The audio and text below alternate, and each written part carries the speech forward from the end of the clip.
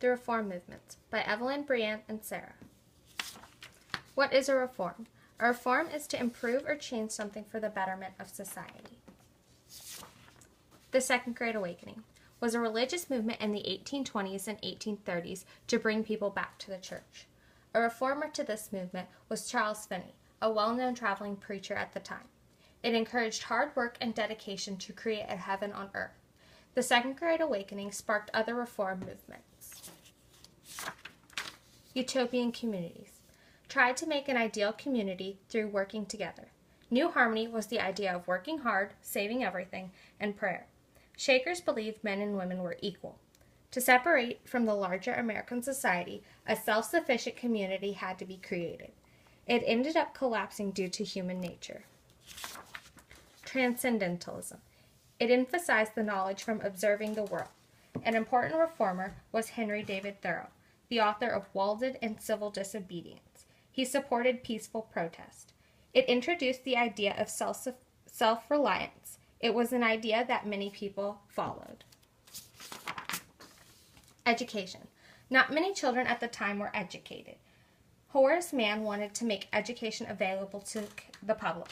He was considered the father of education. More public schools were built instead of one-room schoolhouses. More children had opportunities for their future because of education. Prison and mental illnesses. People with mental illnesses were put in prisons. Dorothea Dix wanted to reform the treatment of prisoners and the mentally ill. Proposed a rehabilitation of prisoners so they could contribute to society.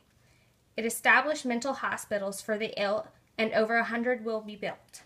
The reform of prisons was successful because it provided help for those who had medical issues. Temperance. Alcohol was becoming a problem in society. Men were spending their paychecks at the bar instead of buying food for the family. It was led by the Women's Christian Temperance Union. It banned the sale of alcohol. It was not successful at the time, but would have a later impact within society. The cult of domesticity. A woman's life was centered around the home and the church. The cult of domesticity questioned the current beliefs of the woman's role in society. Men believed that if the women left the home, it could threaten family life. Business and politics were to be left to the men.